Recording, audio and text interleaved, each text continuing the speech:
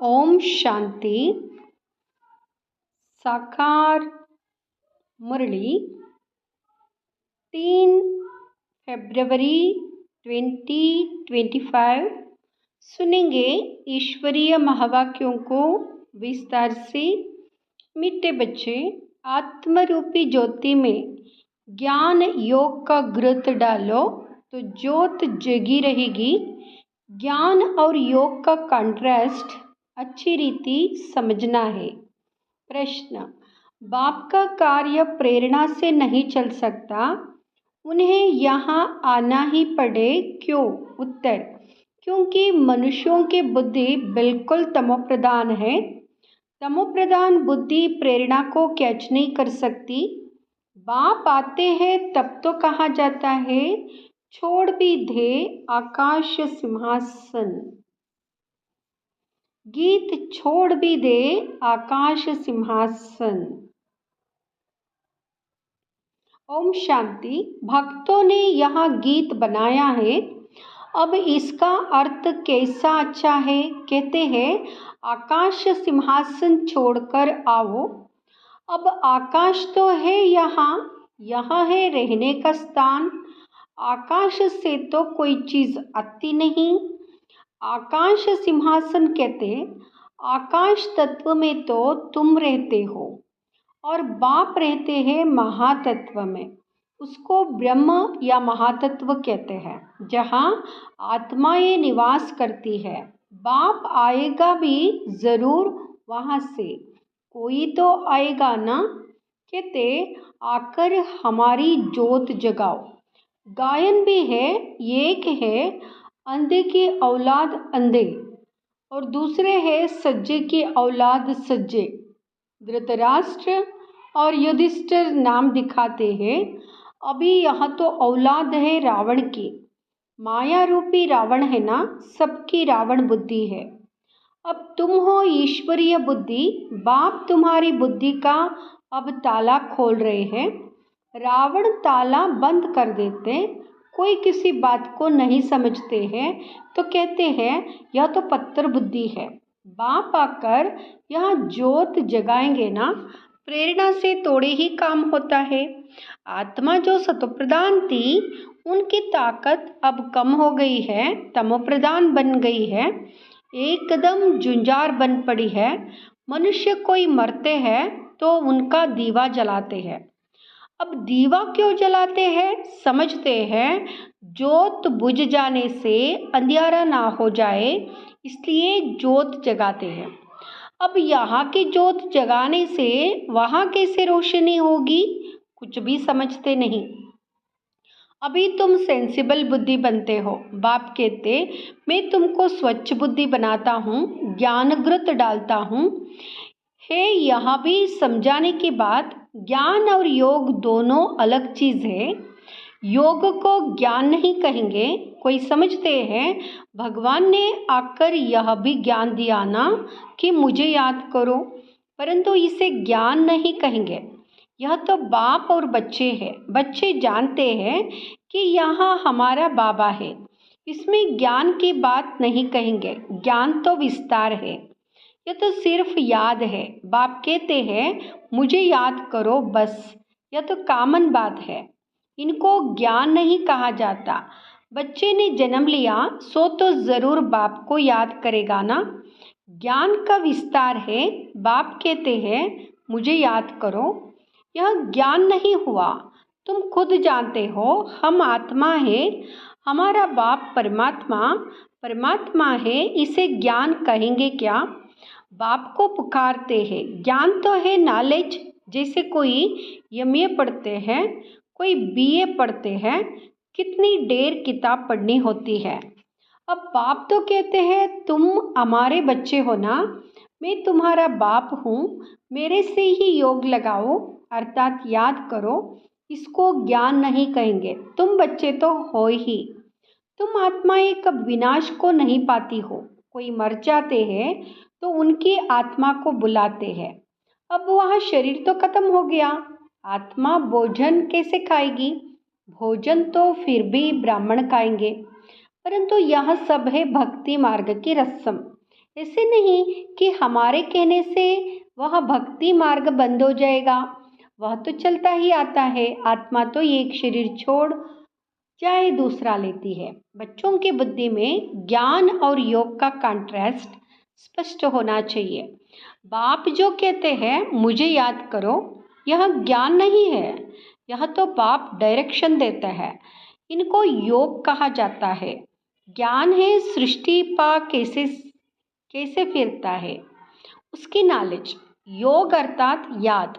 बच्चों का फर्ज है बाप को याद करना। वहाँ है लौकिक, यहाँ है पारलौकिक। बाप कहते हैं मुझे याद करो, तो ज्ञान अलग चीज हो गई। बच्चे को कहना पड़ता है क्या कि बाप को याद करो। लौकिक बाप तो जन्मते ही याद रहता है। यहाँ बाप की याद दिलानी पड़ती है, इसमें मेहनत लगती है। अपने को आत्मा समझ बाप को याद करो, यह बहुत मेहनत का काम है। तब बाप कहते हैं योग में ठहर नहीं सकते हैं। बच्चे लिखते हैं बाबा याद भूल जाती है। ऐसे नहीं कहते कि ज्ञान भूल जाता है, ज्ञान तो बहुत सहज है। याद को ज्ञान नहीं कहा जाता, इसमें माया के तूफान बहुत आते हैं। भले ज्ञान में कोई बहुत तीखे हैं, मुरली बहुत अच्छी चलाते हैं, परंतु बाबा पूछते हैं याद का चार्ट निकालो, कितना समय याद करते हो। बाबा को याद का चार्ट यथार्थ रीति बनाकर दिखाओ। याद की ही मुख्य बात है। पतित ही पुकारते हैं कि आकर पावन बनाओ। मुख्य है पावन बनने की बात, इसमें ही माया के विघ्न पड़ते हैं। शिव भगवान वाच याद में सब बहुत कच्चे हैं। अच्छे अच्छे बच्चे जो मुरली तो बहुत अच्छी चलाते हैं, परंतु याद में बिल्कुल कमजोर है। योग से ही विकर्म विनाश होते हैं। योग से ही कर्मेंद्रियां बिल्कुल शांत हो सकती है।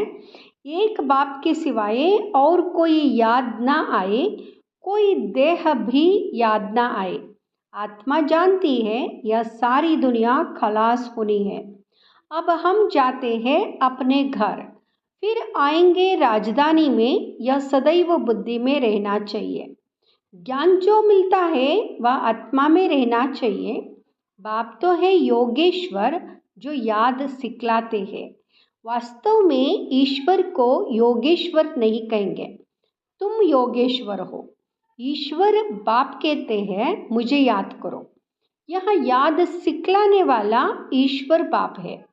वह निराकार बाप शरीर द्वारा सुनाते हैं। बच्चे भी शरीर द्वारा सुनते हैं। कई तो योग में बहुत कच्चे हैं, बिल्कुल याद करते ही नहीं। जो भी जन्म जन्मांतर के पाप है सबकी सजा खाएंगे। यहाँ आकर जो पाप करते हैं वह तो और ही 100 गुना सजा खाएंगे। ज्ञान के तिक तिक तो बहुत करते हैं, योग बिल्कुल ही नहीं है, जिस कारण पाप भस्म नहीं होते, कच्चे ही रह जाते हैं। इसलिए सच्ची सच्ची माला 8 की बनी है। 9 रत्न गाए जाते हैं। 108 रत्न कब सुने हैं? 108 रत्नों की कोई चीज नहीं बनाते हैं। बहुत है जो इन बातों को पूरा समझते नहीं है। याद को ज्ञान नहीं कहा जाता, ज्ञान सृष्टि को कहा जाता है। शास्त्रों में ज्ञान नहीं है, वह शास्त्र है भक्ति मार्ग के। बाप खुद कहते मैं इनसे नहीं मिलता, साधुओं आदि सबका उद्धार करने में आता हूँ। वह समझते हैं ब्रह्म में लीन होना है। फिर मिसाल देते हैं पानी के बुदबुदे का। अभी तुम ऐसे नहीं कहते, तुम तो जानते हो हम आत्माएं बाप के बच्चे हैं। माँ में कम याद करो, यह अक्षर भी कहते हैं परंतु अर्थ नहीं समझते। भल कह देते हम आत्मा है, परंतु आत्मा क्या है, परमात्मा क्या है, यह ज्ञान बिल्कुल नहीं। यह बाप ही आकर सुनाते हैं। अभी तुम जानते हो हम आत्माओं का घर वहाँ है, वह सारा सिजरा है। हर एक आत्मा को अपना अपना पार्ट मिला हुआ है। सुख कौन देते, दुख कौन देते हैं, यह भी किसको पता नहीं है। भक्ति है रात, ज्ञान है दिन, त्रिषठ जन्म तुम धक्के खाते हो, फिर ज्ञान देता हूँ तो कितना समय लगता है? सेकंड। यह तो गाया हुआ है सेकंड में जीवन मुक्ति। यह तुम्हारा बाप है ना, वही पतित पावन है, उनको याद करने से तुम पावन बन जाएंगे। सतयुग, त्रेता, द्वापर, कलयुग यह चक्र है। नाम भी जानते हैं परंतु पत्थर बुद्धि ऐसे है, टाइम का किसको पता नहीं है। समझते भी है घोर कलयुग है। अगर कलयुग अभी भी चलेगा तो और घोर अंधियारा हो जाएगा। इसलिए गाया हुआ है, कुंभकर्ण की नींद में सोए हुए थे और विनाश हो गया। थोड़ा भी ज्ञान सुनते हैं तो प्रजा बन जाते हैं। कहाँ यहाँ लक्ष्मी नारायण, कहाँ प्रजा, पढ़ाने वाला तो एक ही है। हर एक की अपनी अपनी तकदीर है। कोई तो स्कॉलरशिप ले लेते हैं, कोई फेल हो जाते हैं। राम को बाण की निशानी क्यों दी है? क्योंकि नापास हुआ। यह भी गीता पाठशाला है। कोई तो कुछ भी मार्क्स लेने लायक नहीं। मैं आत्मा बिंदी हूँ, बाप भी बिंदी है, ऐसे उनको याद करना है। जो इस बात को समझते भी नहीं है वह क्या पद पाएंगे? याद में ना रहने से बहुत घाटा पड़ जाता है। याद का बल बहुत कमाल करता है। कर्मेंद्रियां बिल्कुल शांत शीतल हो जाती है। ज्ञान से शांत नहीं होगी, योग के बल से शांत होगी। भारतवासी पुकारते हैं कि आकर हमको वह गीता का ज्ञान सुनाओ। अब कौन आएगा? श्री कृष्ण की आत्मा तो यहाँ है। कोई सिंहासन पर थोड़े ही बैठते हैं जिसको बुलाते हैं। अगर कोई कहे हम क्राइस्ट की आत्मा को याद करते हैं, अरे वह तो यहाँ ही है, उनको क्या पता कि क्राइस्ट की सोल यहाँ ही है, वापस जा नहीं सकती।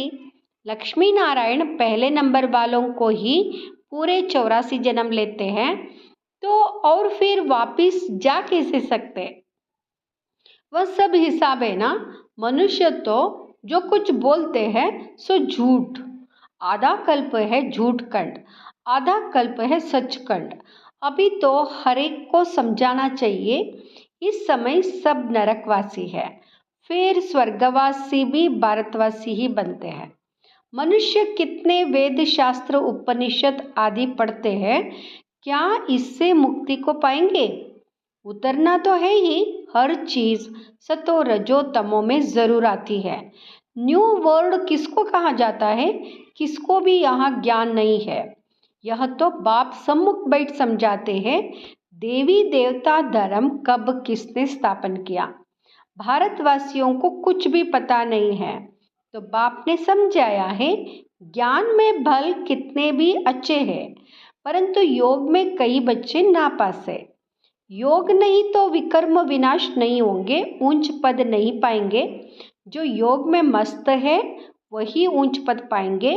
उनकी कर्मेंद्रियां बिल्कुल शीतल हो जाती है। देह सहित सब कुछ भूल देही अभिमानी बन जाते हैं। हम अशरीरी हैं, अब जाते हैं घर। उठते बैठते समझो अब यहाँ शरीर तो छोड़ना है।